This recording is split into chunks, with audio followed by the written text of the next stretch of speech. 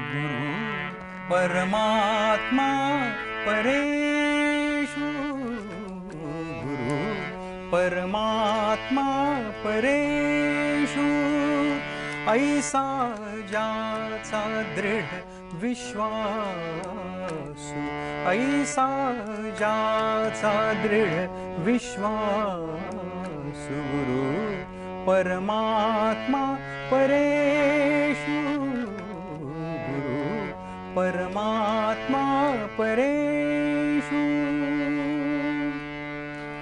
खरं तर याच शब्दांनी, याच सुरांनी आपलं आयुष्य समृद्ध केलेलं आहे, मराठी संगीताला समृद्ध केलेलं आहे.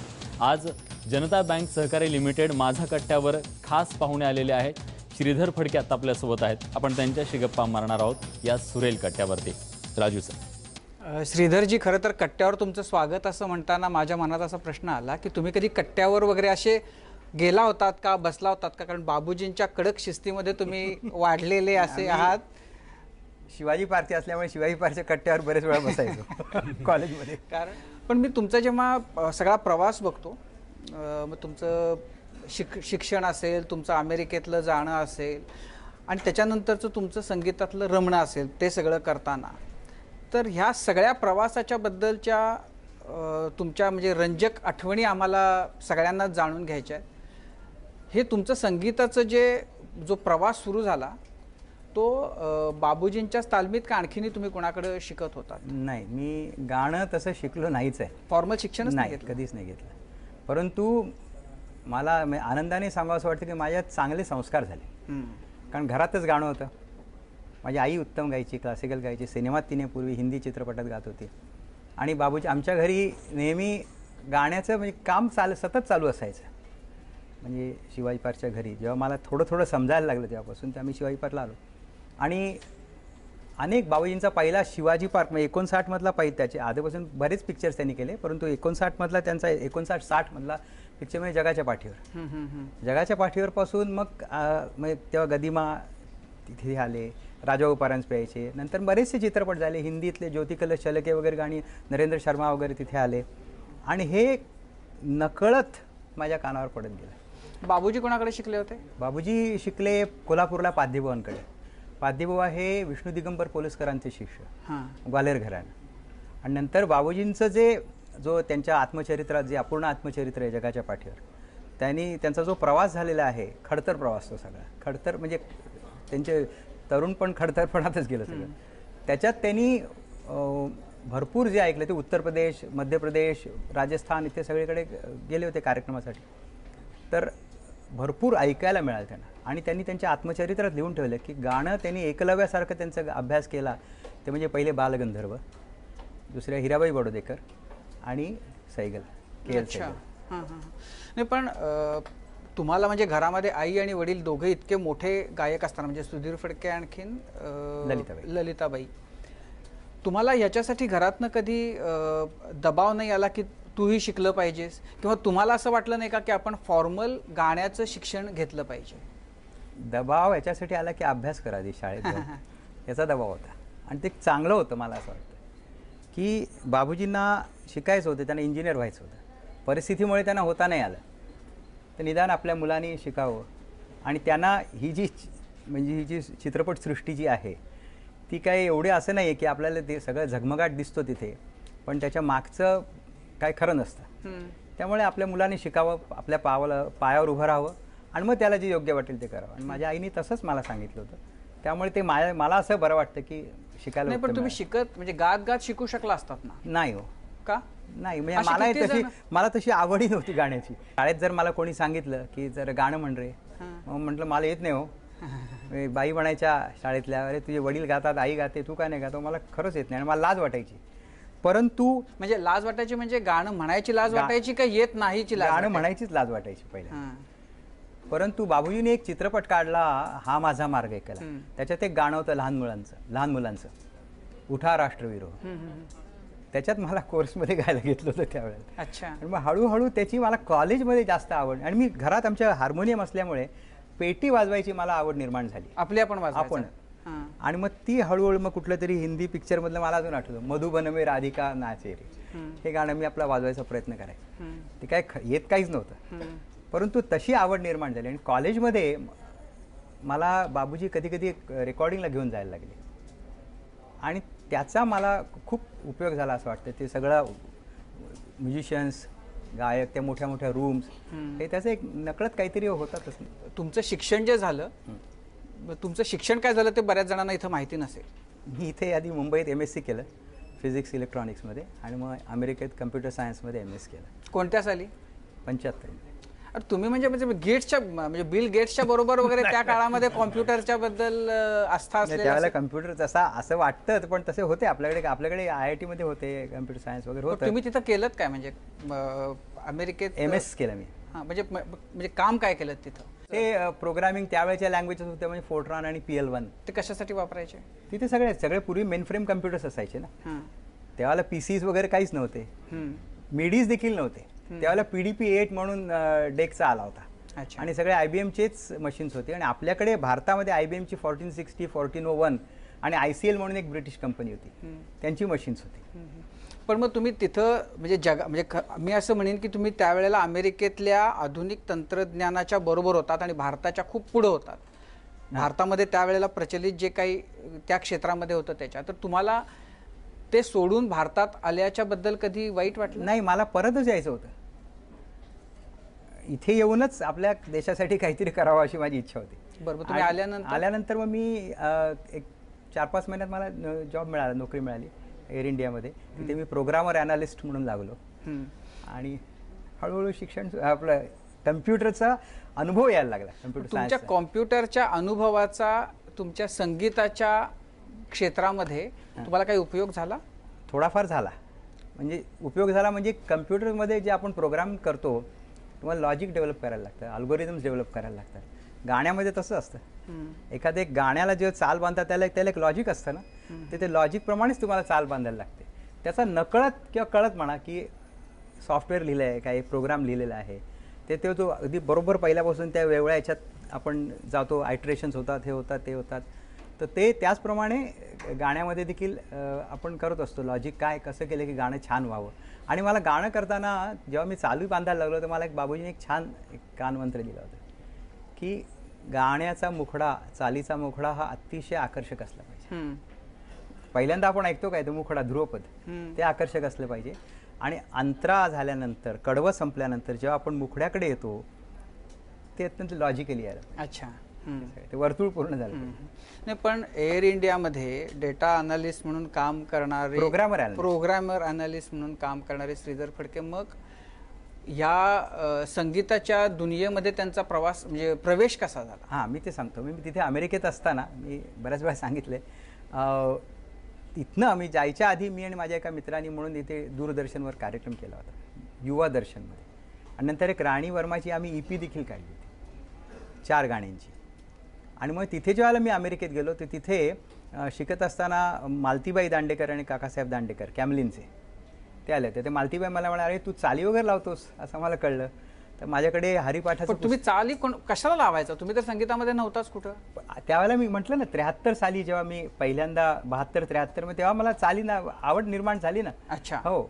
आणि बाबूजी नाही माहित नव्हतं. अच्छा. गुपचूप बाथरूम मध्ये बसून चाली लावायच्या. हो. चाल कुठेही लागू शकते, बसमध्येही लागू शकते. आता येतानाही मला चाल मी आता नाही लावली पण. तर त्या म्हणाल्या, अरे माझ्याकडे हरिपाठाचं पुस्तक आहे, एखाद्या अभंगाला चाल लावून दे ना. आणि मी म्हटलं प्रयत्न करतो. आणि चाल माझ्याकडनं मला लावता आली असं म्हण. कुठलं गाणं होतं ते होतं देवाची येदवारी उभा क्षण. अच्छा. ती माझी पहिली चाल, 1974. सगळ्यांना ऐकायची होती. बाबूजींनी गायले बहुतेक ते गीत. हो. आणि त्यावेळेला ते नंतर माझं MS पूर्ण झालं होतं आणि मग ते आले आमचं स्टुडंट्स अपार्टमेंट, तिथेच थांबले होते. आणि ते म्हणाले, अहो मी अण्णा म्हणायचं, मी एक चाल केली आहे, ऐकू का तुम्हाला? आणि हां, आणखी एक माझी आवड बघून त्यांनी मला मुंबईहून हार्मोनियम पाठवली होती. अच्छा. न्यूयॉर्कला. आणि ते म्हणे ऐकव. तर मी असा खाली त्यांच्यासमोर पायाजवळ बसलो हार्मोनियम घेऊन आणि म्हटलं ऐका. आणि त्यांना ऐकवलं. आणि मला अक्षरशः आता थोडीफार तरी काही होत नाही, पण त्यावेळेला मला इतकी भीती वाटली, आपल्या वडिलांनाच काय गाणं आपलं ऐकवायचं. पण ते म्हणले परत ऐकव. मग ते हसले. मला वाटलं काय झालं कळलं नाही, त्यांना आवडली नसावी म्हणून हसले. ते म्हणले नाही मी गाईन. अच्छा. आणि मग त्यांनी त्यांचा कोलंबिया युनिव्हर्सिटीमध्ये कार्यक्रम झाला होता, त्याच्यात ते गाणं गायलं होतं. अच्छा. देवाची द्वारी उभा क्षणभरी, देवाची द्वारी उभा क्षणभरी, तेणे मुक्तिचारी साधिल्या साधिल्या, देवाची द्वारी उभा क्षणभरी रे, देवाची द्वारी उभा क्षणभरी. असा माझा प्रवास म्हणजे आवड निर्माण झाली आणि सुरू झाला. पण मग त्याच्यातनं प्रोफेशनल संगीतकार व्हावं याला काय निमित्त घडलं? पहिलं प्रोफेशनल संगीतकार तसं म्हणला तर मी नाहीच झालो, म्हणजे माझा जॉब चालू असेपर्यंत आवड म्हणून करत गेलो. सिनेमालाही केलं, शनिवारी किंवा रविवारी रेकॉर्डिंग करायचं किंवा रात्री आल्यानंतर चाल लावत बसायचं असं, किंवा कुठेतरी प्रवासात असलो चाल लावायचं, हे असं सुरू झालं. आणि हा अभंग दूरदर्शनवर एकदा झाला होता आणि त्याच्यानंतर तो गाण्याच्या प्रवासात थोडासा मी पडलो. अच्छा. गीत रामायणाचा एक समृद्ध वारसा तुमच्या घराला लाभलाय आणि तुम्ही तेच ते ऐकत ऐकत लहानाचे मोठे झाले, ते संस्कार तुमच्यावर झालेले आहेत. तर जेव्हा गीत रामायण साकारत होतं, जेव्हा ते आकार घेत होतं, तेव्हा तुमचं वय काय होतं तुम्हाला आठवतं का? आणि मला वाटतं असाही काहीतरी किस्सा झाला होता, तुम्ही हॉस्पिटलमध्ये ऍडमिट होता लहान असताना आणि त्यावेळेस पहिलं गीत रामायणाचं रेकॉर्डिंग होतं, तर ते नेमकं काय झालं होतं त्यावेळेला? म्हणजे गीत रामायणाचं पहिलं गाणं रेकॉर्ड झालं तेव्हा मी 5 वर्षाचा होतो, तेव्हा 1955. पण त्याच गाण्याचं तो कागद हरवला आणि मग गदिमांनी नवीन गाणं लिहून दिलं, त्यावेळेला मला थोडंफार आठवतं, अगदी अंधू आठवण आहे, माणिकबाईंकडे थांबलो होतो, माणिक वर्मांच्याकडे. माझी आई तिथेच होती आणि माझ्या घशात दुखत होतं, म्हणून डॉक्टर साठे आणि नाना आपटे डॉक्टरांकडे डॉक्टर साठ्यांकडे आणलं त्यांनी मला. आणि ते म्हणाले ह्याला डिप्थेरिया झाला आहे, घटसर्प. आणि मला तिथे पुण्याला नायडू हॉस्पिटलमध्ये स्टेशनच्या पलीकडे ते, आणि बाबूजींना काही माहीत नाही, ते आपल्या रेकॉर्डिंगच्या कामात मग्न. आणि रात्री 1:30 वाजता त्यांना आईने येऊन कोणीतरी येऊन सांगितलं. मग ते मला बघायला आले, थोडा वेळ थांबले, परत येलं आणि गाणं रेकॉर्ड केलं. पहिलं स्वय श्री रामप्रभू ऐकत. गीत रामायण गाणं हे सोपं नाही आहे, पण श्रीराम श्रीराम श्रीराम श्रीराम श्रीराम श्रीराम, स्वये श्रीराम प्रभु ऐकते, स्वये श्री राम प्रभु ऐकते, कुशलव रामायण गाते, कुशलव रामायण गाते. म्हणजे किती लोकप्रिय गीत रामायण हे तुम्ही सगळे गुणगुणत असता ते मला आता बघायला मिळालं. पण मला एक असं आता जाणवतं, म्हणजे बाबूजी ज्या पद्धतीनं श्रीराम म्हणायचे ना, ते अगदी हुबेहूब तुमच्यामध्ये ते आलेलं आहे. मगाशच्या सुद्धा गाण्यामध्ये दृढ शब्द तुम्ही ज्या पद्धतीनं उच्चारला, म्हणजे तो जसा असायला पाहिजे आणि जसा उच्चारायला पाहिजे तसा तो तुम्ही. आता हे जे शब्दांच्या शुद्धतेबद्दलचं किंवा शब्द उच्चारण्याच्या बद्दलचं जो आग्रह आहे, तो बाबूजींमध्ये म्हणजे एरवी घरामध्ये सुद्धा तसाच असायचा? म्हणजे तुमच्याशी बोलताना वगैरे सुद्धा ते इतकं शुद्ध आणि त्या मीटरमध्ये बोलायचे? मीटरमध्ये नाही, पण शुद्ध बोलायचं. तर श असं आहे, पोटपोड्या श, तर तसंच म्हटलं पाहिजे ना. आपल्या मराठीत ते अक्षर आहे, तसंच म्हटलं पाहिजे, ते म्हणायचे नाही तसं. आणि इंग्रजी शब्द इंग्लिश यायचं, पण इंग्लिशमध्ये जास्त बोलायचं नाही, मराठीतच. नेहमी हा प्रश्न असतो की आपण जेव्हा असा मोठा वारसा घेऊन येतो, आता वडील एवढे मोठे संगीतकार गायक, तेव्हा स्वतःचं म्हणून काम करत असताना ओरिजिनॅलिटी जास्त महत्त्वाची वाटते की त्यांच्यासारखं काम करणं महत्त्वाचं वाटतं? हे कधी द्वंद्व तुम्हाला फेस करावं लागलं किंवा म्हणजे तुम्ही काय प्रयत्न केला? काय मी असं कधी माझ्या मनातच नाही आलं. माझ्या मनात आलं की माझ्याकडनं उत्तम चाल व्हायला पाहिजे. ती कशी होते मला माहीत नाही. चाल कशी होते याला काहीही गणित नसतं. जेव्हा शब्द येतात आपल्यासमोर त्यावेळेला चाल, कधी शब्द चाल घेऊन येतात, कधी कधी पटकन आपल्या मनात चाल उमटते. आणि सुदैवाने माझ्याकडनं ज्या चाली झाल्या, आणि त्याचं बाबूजींना कौतुक होतं की त्या त्यांच्या चालींसारख्या नव्हत्या, वेगळं होतं काहीतरी. जे काय होतं ते माझं होतं. आणि ते म्हणाले, आणि असंच ठेव म्हणाले, कधीही माझ्यासारखी चाली करायचा प्रयत्न नाही, पण असं जर तुम्हाला विचारलं की तुमच्या चालींमध्ये आणि बाबूजींच्या चालींमध्ये नेमका फरक काय आहे, तर तुम्हाला सांगता येईल? नाही सांगता येणार. माझ्या चाली फक्त बऱ्याच जणांचा आक्षेप आहे की माझ्या चाली कठीण असतात.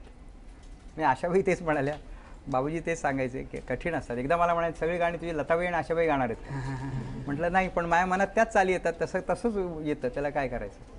व्यावसायिक कंपोजिंग जे चाली लावण्याचं आहे त्याचं पदार्पण कसं झालं? ते पहिली चाल म्हणजे सुधीर मोघे यांनी मला एक गाणं दिलं होतं, कविता. ती मी चाल लावत बसलो होतो आमच्या घरी, रविवार होता, आणि तिथे एक दिग्दर्शक आमच्या घरी आले, कोल्हापूरचे जी भोसले म्हणून. त्यांनी बाबूजींकडे आले, नवीन चित्रपट, आणि ते मला म्हणाले, ते बाबूजींशी बोलले, त्यांची सगळी बोलणी झाली, फायनलाईज झालं, आणि ते नंतर निघताना मला म्हणाले, बाबूजींना म्हणाले की हे गाणं तुमचा मुलगा करतोय, हे गाणं आम्हाला चित्रपटात घेता येईल का? बाबूजी म्हणाले ते कसं शक्य आहे, त्याची चाल श्रीधरची आहे, मग असं करा तुम्ही त्यालाच हा सगळा चित्रपट करायला द्या. अशा बाबूजींच्यामुळे मला तो चित्रपट कुठला? ते गाणं होतं सांगतो आणि चित्रपटही सांगतो. फिटे अंधाराचे जाळे झाले मोकळे आकाश, दरी खोऱ्यातून वाहे प्रकाश प्रकाश, फिटे अंधाराचे जाळे झाले मोकळे. हे माझा व्यावसायिक प्रवेश, व्यावसायिक म्हणा काही म्हणा, पण मी व्यवसाय म्हणून नाही केलं, मी एक आवड म्हणून केलं. त्यामुळे पिक्चर्स पुढे जास्त नाही केली मी. चित्रपटात लक्ष्मीची पावले, त्याच्यात पहिलं हे गाणं बाबूजी आणि आशाबाईंनी गायलं, ते एक माझ्या दृष्टीने फार महत्त्वाचं होतं. जनता सहकारी बँक लिमिटेड माझा कट्टामध्ये एक छोटासा ब्रेक. बघत रहा ABP माझा.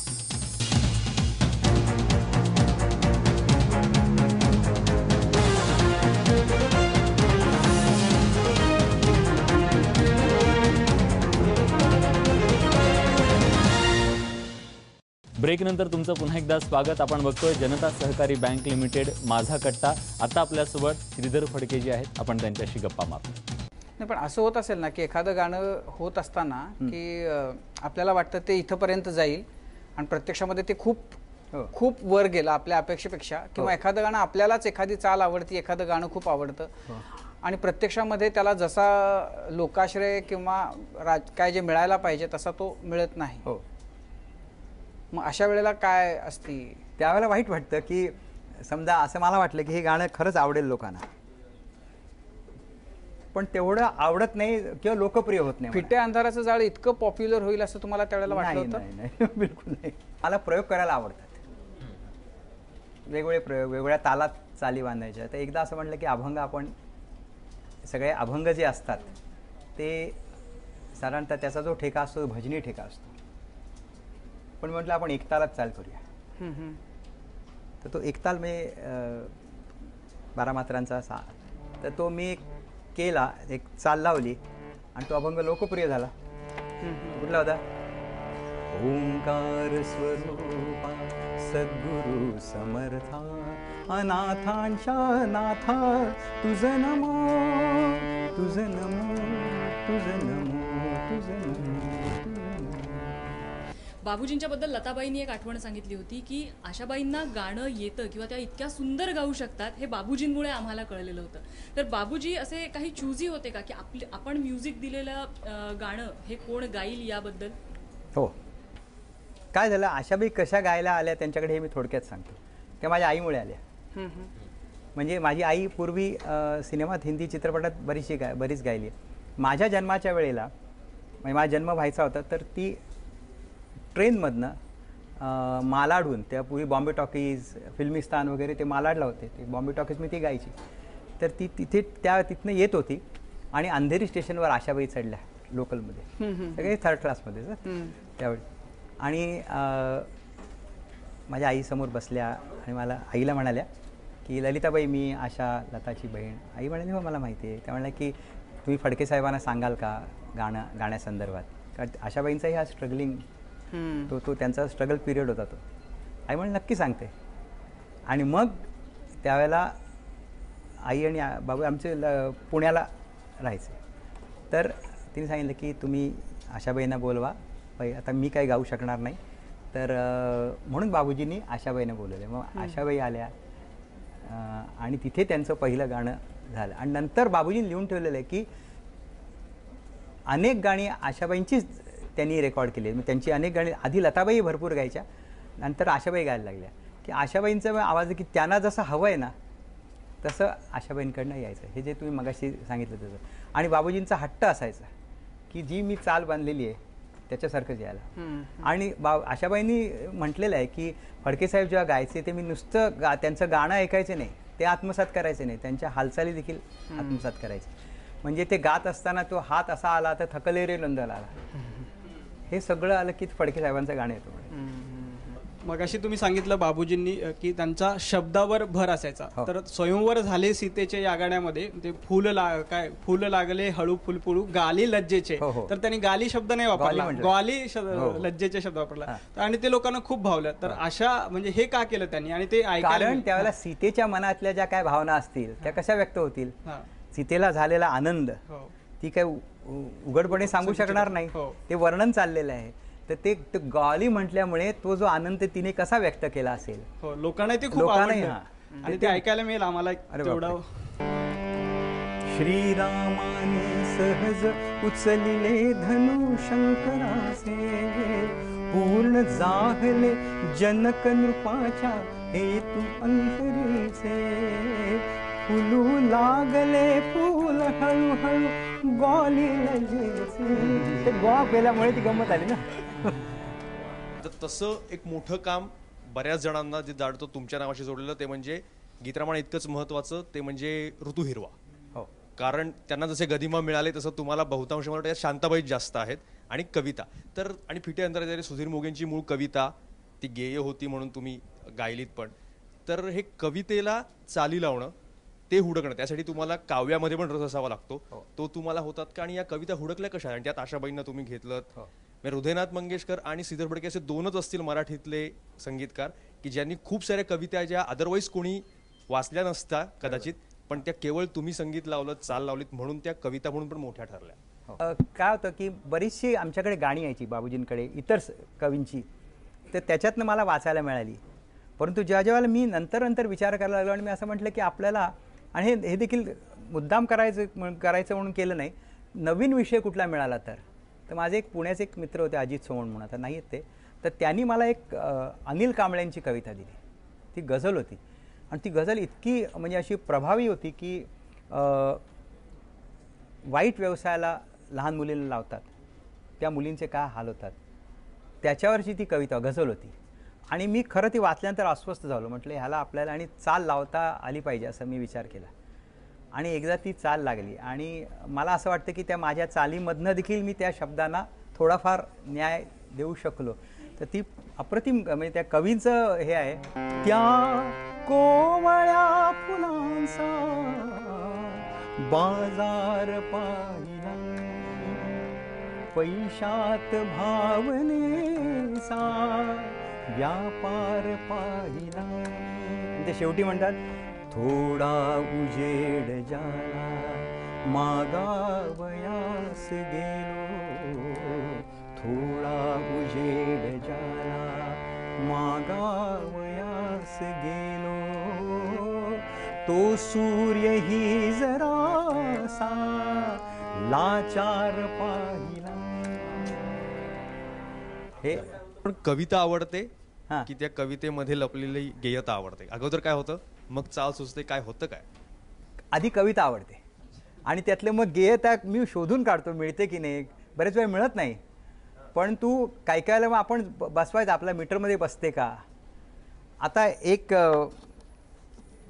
ते सोमनानीच मला एक कविता दिली होती, ती इतकी सुंदर होती आणि मी चाल लावायला प्रयत्न केला, मला काही चाल लावता येईना. मुंबईहून पुण्याहून मुंबईला येताना पूर्वीचा जुना रस्ता येत असताना मला पनवेलजवळ चाल सुचली. ते पाठ करत होतो गाडीत बसून आणि मुंबईला आल्या घरी रेकॉर्ड केली आणि ती ग्रेसांची कविता होती. क्या बात. कुठली? कोणती? ती होती, तुला पाहिले मी नदीच्या किनारी. ती कविता,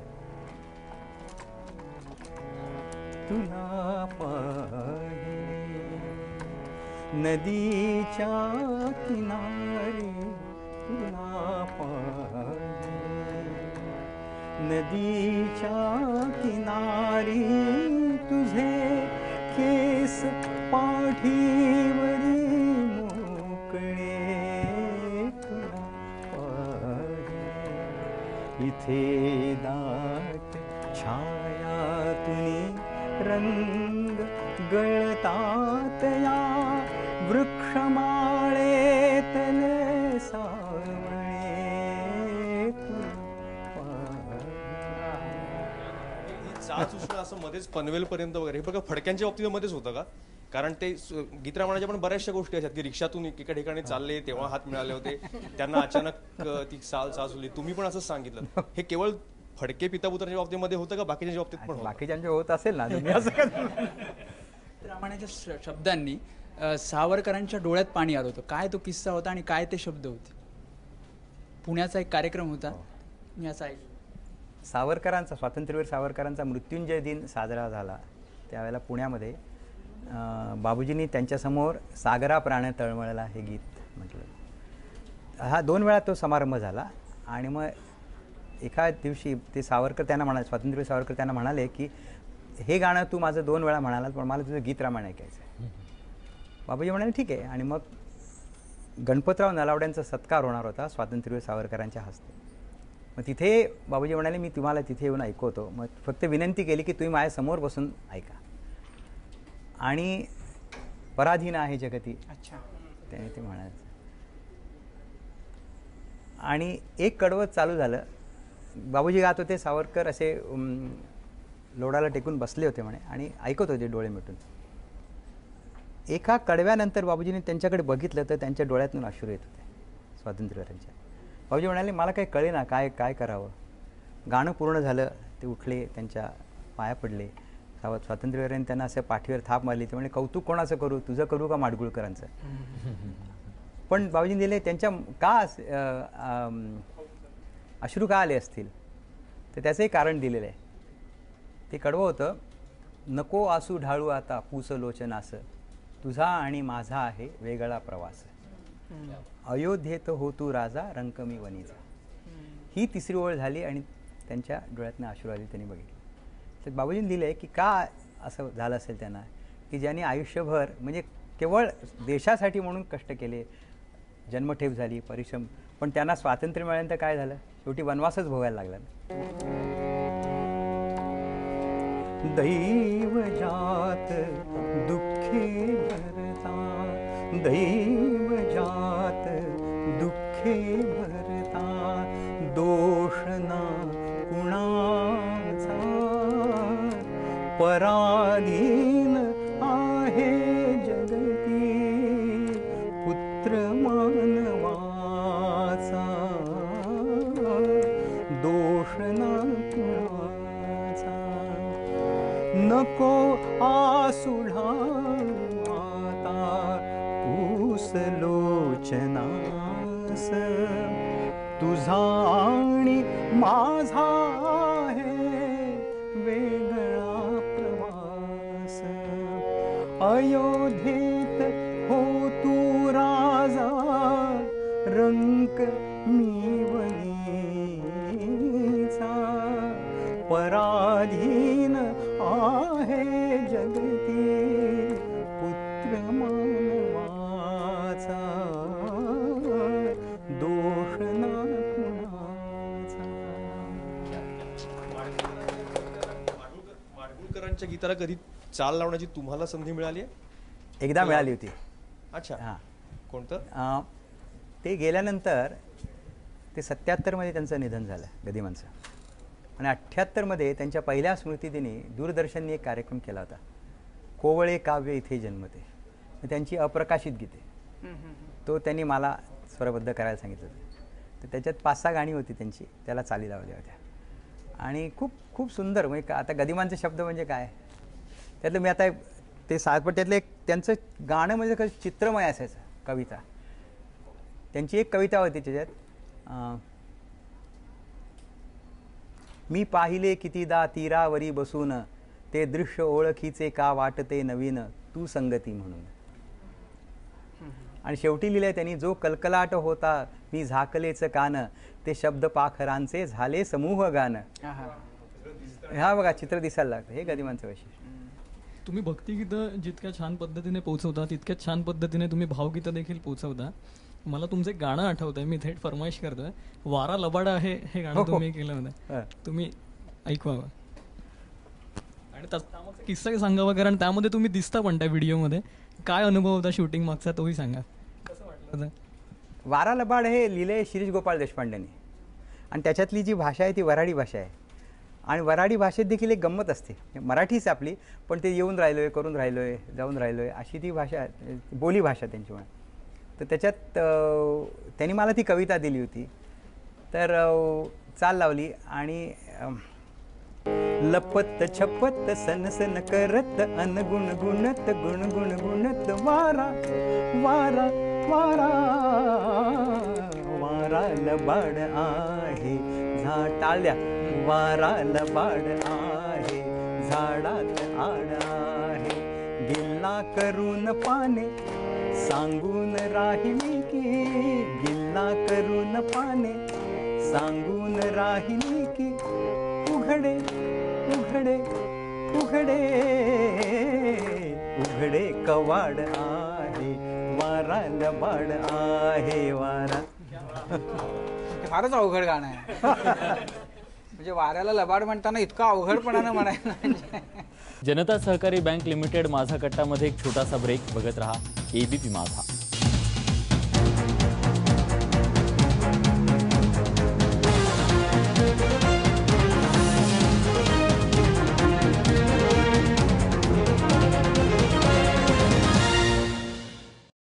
ब्रेकनंतर तुमचं पुन्हा एकदा स्वागत. आपण बघतोय जनता सहकारी बँक लिमिटेड माझा कट्टा. आता आपल्यासोबत श्रीधर फडके आहेत, आपण त्यांच्याशी गप्पा मारतो. पण ही म्हणजे अशी झटापट होती कधी कवितेच्या त्या कवितेशी? झटापट नाही म्हणता येणार, की शेवटी माझ्याकडनं चांगलं होत नाही असं म्हणायला हरकत नाही. झटापट कधी होईल जर त्याच्यात त्याचं गेयता नसेल किंवा मीटर किंवा वृत्त जर त्यांनी सांभाळलं नसेल ना तर पंचायत होते. परंतु वृत्त अगदी बरोबर असेल आणि माझ्याकडनं जर चांगलं. पण म्हणजे थोडक्यात तुम्हाला आधी कविता आलेली चाल लावायला जास्त आवडतं? हां, म्हणजे जे उलटा हल्लीचं आहे. मी दोन्ही करतो आणि हे हल्लीचं नाही आहे, पूर्वीपासून आहे. पूर्वीपासून आहे. आता आपली नाट्यगीतं नाही का, जसं कविता सुचते तशी संगीतकारांना चालही सुचू शकते आणि त्या चालीत देखील एक अर्थ दडलेला असतो. जर तो तुम्ही अर्थ त्या कवीने बरोबर ओळखला तर तो छान कविता लिहू शकतो. उदाहरणार्थ माझे एक 2 गाणी 2-3 आहेत, मी तुम्हाला थोडक्यात सांगतो. डड डा डा डड डा डड डड डा अशी चाल ऐकली, आधी चाल अशीच ऐकली हो, अशीच येते. प्रयत्न करायला हरकत नाही तुम्ही. डड डा डा डड डा डड डा फुलले रे क्षण माझे फुलले, सजले रे क्षण माझे सजले. त्याच्यात जो अंतरा होता ना, श्वास घ्यायला जागा नाही, ते पण नितीन आखव्यांनी फार सुंदर लिहिलं. झुळूक वाऱ्याची आली रे लेऊन सोनेरी सोन फुले, साजण स्पर्शाची जाणीव होऊन भाळले मन फुले. या वेळाचे नाच रे भाव बिलो रे मेंदी, शकुनाच्या हसले. आता आशाबाईंची गंमत बघा, त्याने मी त्याला सांगितलं हसले रे, ते म्हणले असं नाही म्हणणार, हसले हे आशाबाई. शांताबाई चालीवर ते म्हणायचे की मला चाल दे, मी आधी गाणं करीन त्याच्यावर, त्यांना आवडायचं करायला. तर ही चाल आहे बघा आणि मोव्याने किती सुंदर लिहून दिलंय.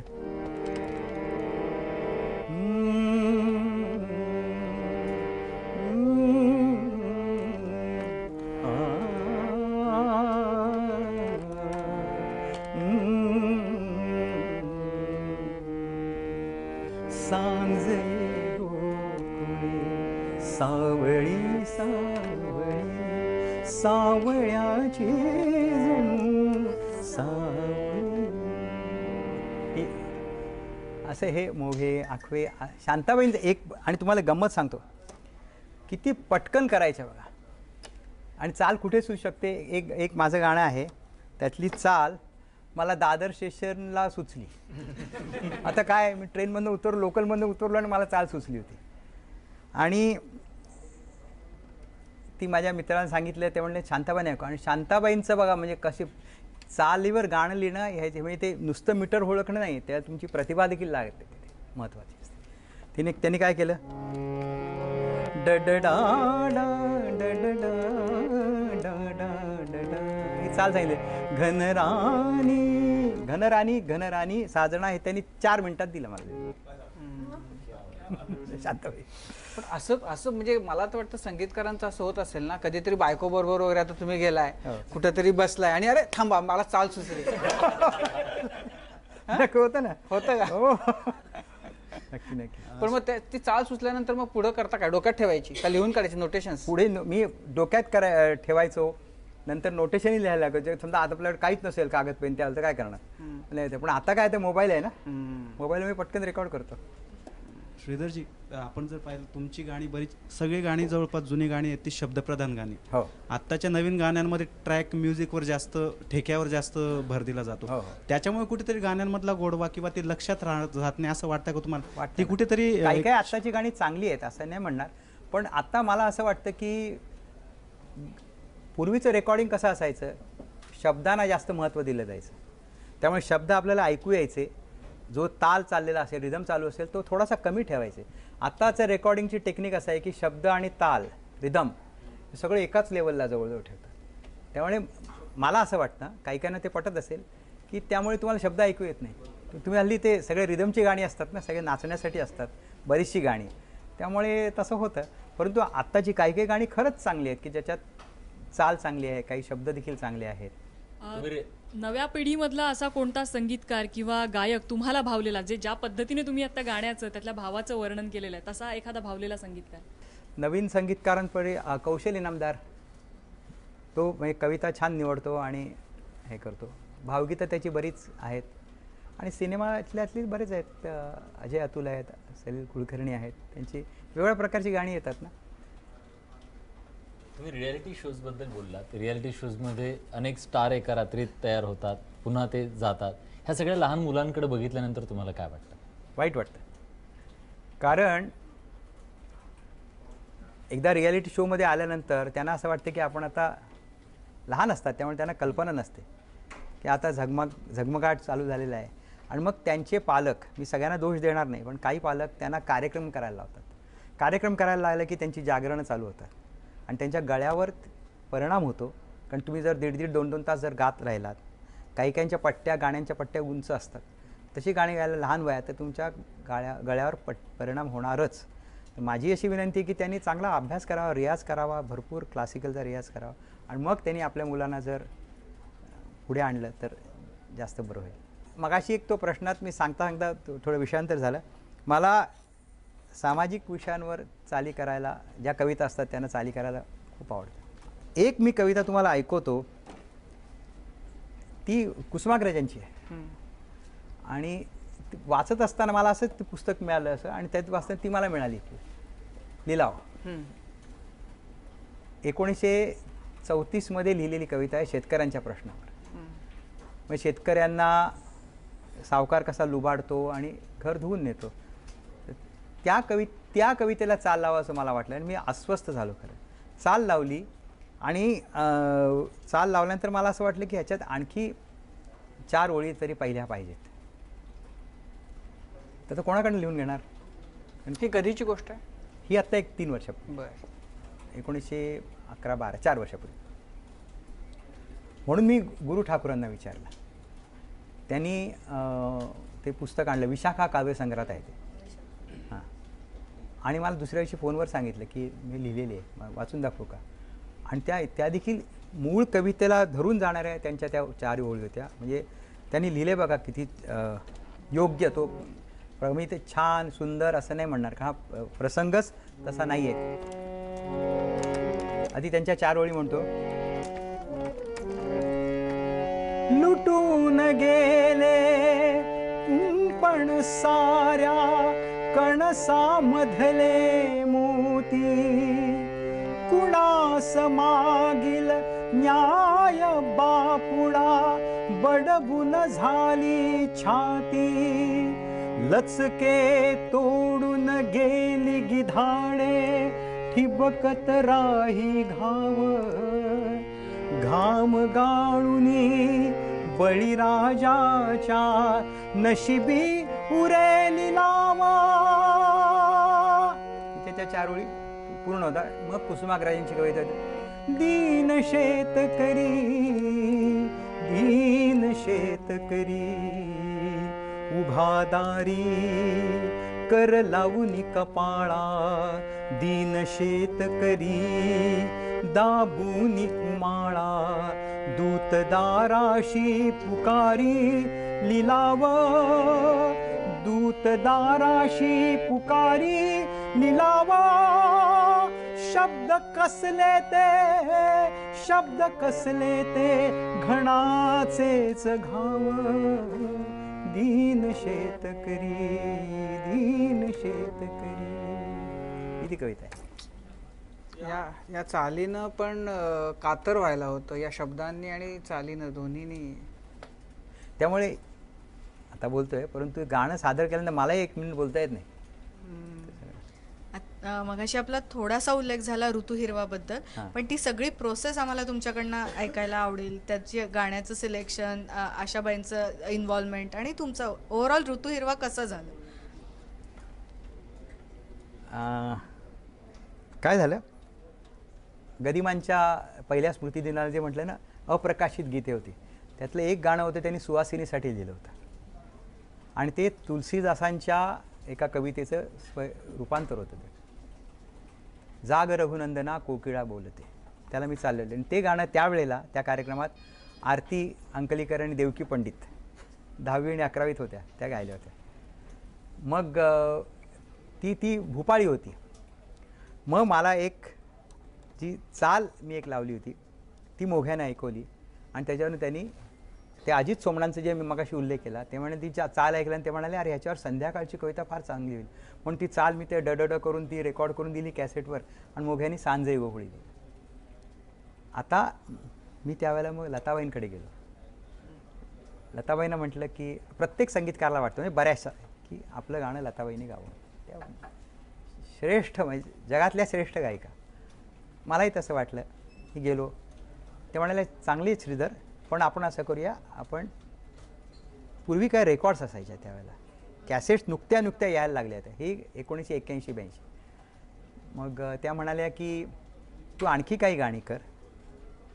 मग मी ऋतू हिरवाची चाल लावली, ऋतू हिरवा केलं, झिणी झिणी वाजे बीनं केलं, अशी ती प्रोसेस होत गेली. आणि मग लताबाईने ऐकवली. परंतु काही कारणामुळे त्यांच्याकडनं ते म्हणजे त्यांना वेळ नव्हता, त्यामुळे ते राहिलं, ते त्यांच्याकडनं वेळ नसल्यामुळे. मग तसाच मी जवळजवळ 1982 ते 1989 पर्यंत थांबलो होतो, 7 वर्ष. मग मी अशा वेळेला विचारलं, म्हटलं पण मी त्यांना खरं सांगितलं की असंच आहे, आधी दिदीनं लताबाईनं सांगितलेलं आहे. ते म्हणजे चाल ऐकव. ऋतू हिरवा ऐकवली. ऋतू हिरवा ऐकवला. असं आधी एकदा माझ्याकडे असं नजर रोखून बघितलं. कठीण झालं रे, पण मी गाते, फक्त मी दिदीला सांगते आणि मग गाते. आणि हे 89मधलं. आणि मग पुढची प्रोसेस मग आता कधी करूया, कोण करणार, हे सगळं चालू झालं. आणि त्याला 2 वर्ष गेली परत. म्हटलं काय झालं हो? ते म्हणलं अरे ते खरंच कठीण झालं आहे गाणं. म्हटलं अहो तुम्ही एवढ्या मोठ्या किती महान संगीतकारांची हजारो गाणी तुम्ही गायलेली आहात, तुम्हाला काय गाणं सहज शक्य आहे. पण त्या एक दिवस आल्या आणि त्यांनी ते सोनं केलं त्या गाण्याचं. अशी ती प्रोसेस आहे. भोगलेचे दुःख त्याला देखील असंच. ती कविता आधी रवींद्र साठे गायले होते. हां, ती कॅसेट अमेरिकेत प्रकाशित झाली होती. माझ्या एका मित्रांनी रानडे म्हणून त्यांनी काढली होती. ते गाणं काही इथे आलं नाही, कारण तिथेच प्रकाशित झाली, तिथेच त्याचं वितरण झालं, डिस्ट्रीब्युशन झालं. तर एक गाणं कमी पडत होतं, म्हणून मी मोहन रानडेंना विचारलं, त्यांनी काढले. आणि मग आशाबाईंना विचारलं की तुम्ही गाल का हो? त्या म्हणल्या ऐको काय. म्हटलं सुरेश भटांची ही कविता आहे. आणि म्हटलं एक सांगितलं तर विचारलं तर चालेल का? कृपया तुम्ही रागवणार नाही ना, कारण त्यांनी मला अगदी लहानपणापासून माझ्या जन्माच्या वेळेपासून त्यांनी मला बघितलेलं आहे, घनिष्ठ संबंध. ते म्हणलं काय रे? म्हटलं तुम्हाला जे जे काही कटू प्रसंग तुमच्या आयुष्यात आलेले आहेत त्याचं सर्व चित्र ह्या गाण्यात आहे. ते म्हणे ऐको आणि ऐकवलं मी त्यांना. ते म्हणे म्हणते. कुठलं गाणं ते? भोगलेचे दुःख त्याला. आणि कविताच मी कविता म्हणा गझल म्हणा काही अप्रतिमच गझल आहे. आणि अशी ती प्रोसेस झाली. फुललेले क्षण आले. ऐका ना सर.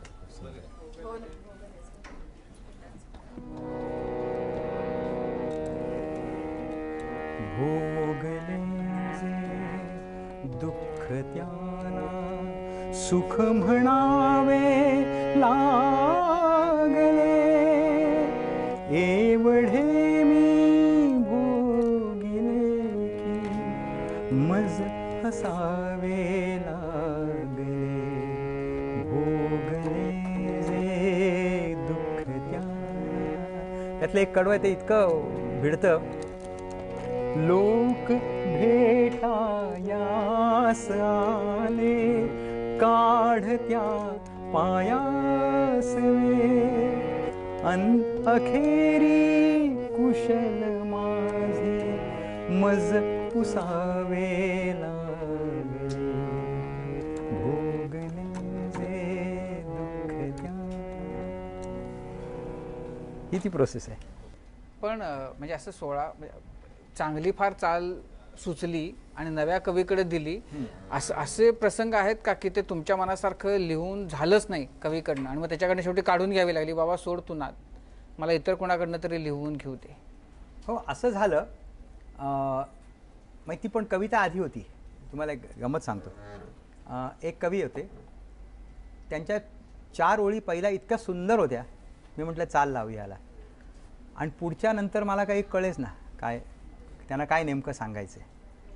मी त्यांना म्हटलं जरा बदलून द्याल का मला कळत नाही चाल कशी लावायची. ते बरं म्हणाले पण त्यांना वेळ नव्हता म्हणून बदलली नाही त्यांनी. मग तीच कविता मी सुधीर मोघेंना ऐकवली ती चाल आणि सुधीर मोघेंनी त्याच्यावर लिहून दिली. म्हणजे पूर्णपणानं वेगळंच गाणं झालं. हो म्हणजे ज्या कवितेच्या नशिबी ते गाणं होणं होतं ते तिचं नाही झालं आणि वेगळंच आलं. पण त्या 4 ओळी तुम्हाला ऐकवतो.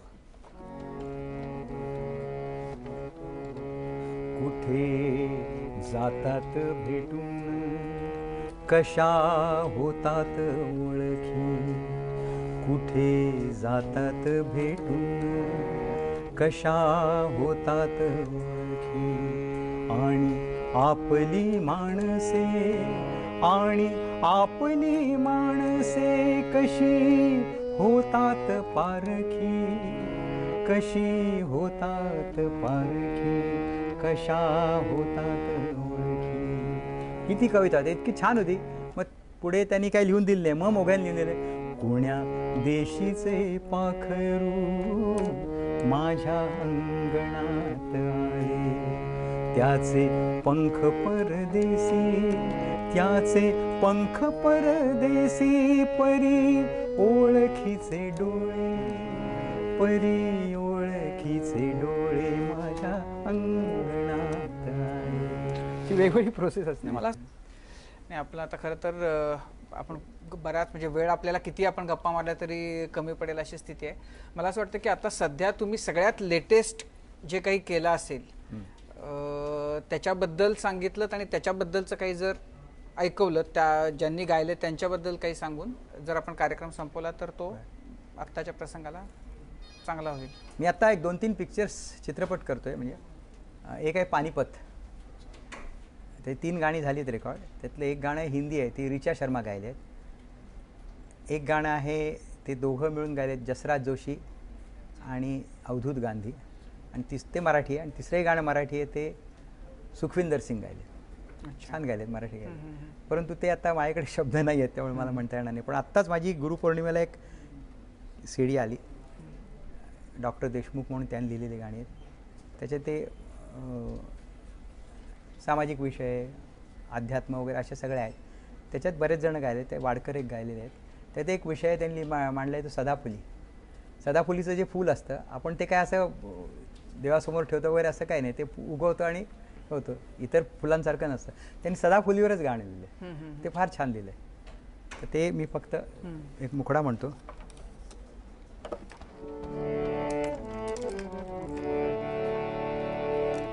मी अशीच टवटवीत तुझसी पाहिली, मी अशीच टवटवीत तुझसी पाहिली. तू हसत रहा, हसत रहा सदाची सदा, तू हसत रहा, हसत रहा सदाची सदा. जनता सहकारी बँक लिमिटेड पुणे या प्रस्तुत माझा कट्ट्यामध्ये आपण इथेच थांबतोय. ताज्या घडामोडींसाठी बघत रहा ABP माझा.